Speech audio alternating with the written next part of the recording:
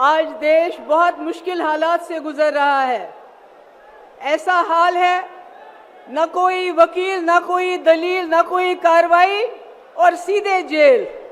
और शायद कलयुग का अमृत काल इसी को कहते हैं कि आप बिना पूछे, बिना कोई कार्रवाई किए हुए लोगों में जेल में डालते हो।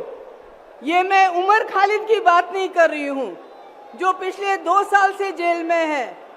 मैं सिद्दीक कपन की बात नहीं कर रही हूँ। मैं मोहम्मद जुबैर की बात नहीं कर रही हूँ। मैं आपके चुने हुए नुमाइंदों की बात कर रही हूँ जिनको आप लोग वोट डाल के एमएलए बनाते हैं, लोकसभा मेंबर बनाते हैं, चीफ मिनिस्टर बनाते हैं, मिनिस्टर बनाते हैं। कैसे उन पे करप्शन के चार्जेस लगा के बिना कोई वकालत के, बिना कोई कार्रवाई के जेल में डाला जाता है। हमारे लिए ये कोई अचंभे की बात नहीं है। हमने जम्मू कश्मीर में पिछले 5 साल से यही देखा है। हमारे हजारों की तादाद में नौजवान, मैं, फारूक साहब, उमर अब्दुल्ला साहब, पूर्व मुख्यमंत्री, तीनों को बंद कर दिया गया और देश को बताया गया कि हम देश हित में कर रहे हैं। जब आप संविधान का उल्लंघन करते हैं, जब आप कानून का उल्लंघन करते हैं, वो देशभक्ति नहीं, देशद्रोही होता है। जो संविधान का उल्लंघन करेगा वो देशद्रोही है। आज जम्मू कश्मीर एक लेबोरेटरी बना है, वहां टेस्टिंग होती है, फिर आपके साथ वही होता है। केजरीवाल जी का क्या कसूर, हेमंत सोरेन जी का क्या कसूर? अगर वो बीजेपी में चले जाएंगे केजरीवाल, तो ये सारे मीडिया के लोग जो पिछले कई दिनों से करप्शन करप्शन करप्शन केजरीवाल कहते हैं, तो ये कहना शुरू करेंगे कि केजरीवाल जैसा कट्टर ईमानदार कोई नहीं है। सिर्फ बात यह है कि केजरीवाल यहां से उठ के बीजेपी में चले जाएं। केजरीवाल का क्या कसूर?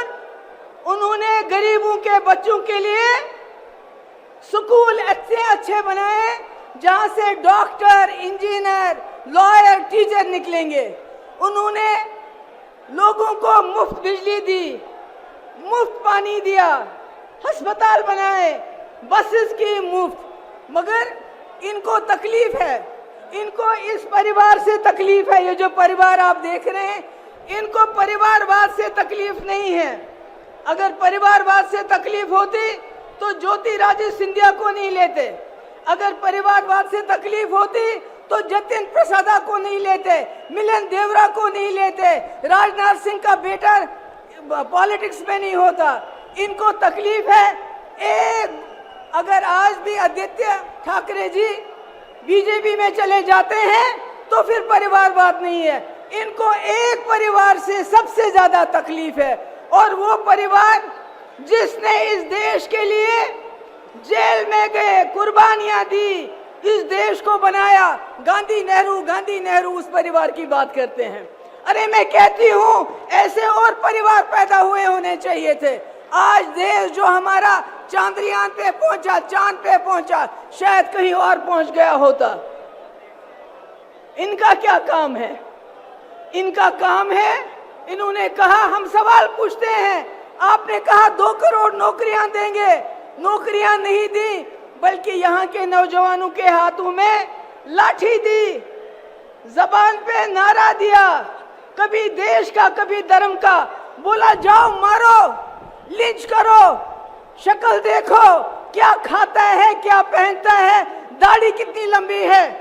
इन्होंने नौजवानों का अपराधीकरण किया, उनको दंगाई बनाया, कहा तुम दंगे करो, तुमको जेल नहीं भेजेंगे, मगर हमसे नौकरी का हिसाब मत मांगो, हमसे 2 करोड़ नौकरियों का हिसाब मत मांगो।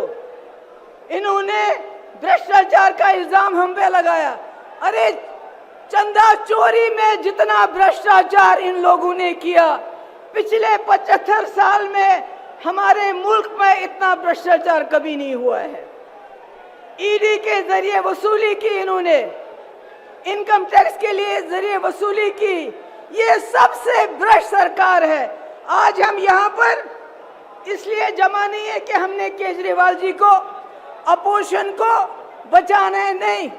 आज हम संविधान को बचाने के लिए यहाँ हैं। उस संविधान को जिसने आपको वोट दिया है, उस वोट से जिससे आप अपनी सरकार चुनते हैं, अगर आज आप नहीं जागे तो आपके वोट की कोई कीमत नहीं हुई। ये पहली बार हो रहा है हिंदुस्तान में, इलेक्शन से पहले ही इलेक्शन को रिग किया जाता है अपोजिशन को जेल में डाल के। मेरी आखिर में आप सबसे गुजारिश है, हमारे इंडिया अलायंस के पास टीवी नहीं है, अखबार नहीं है, फेसबुक नहीं है, यूट्यूब नहीं है, इनके पास सब कुछ है, गोदी मोदी सारा मीडिया। इसलिए मेरी आपसे गुजारिश है, हमारा मीडिया, हमारा अखबार, हमारा फेसबुक आप लोग हो, आप लोगों को जाके लोगों को समझाना पड़ेगा कि केजरीवाल जी हो, हेमंत सोरेन जी हो या कोई और हो, वो जेल में इसलिए है, वो संविधान को बचाना चाहते हैं, आपके वोट को बचाना चाहते हैं। बहुत बहुत शुक्रिया।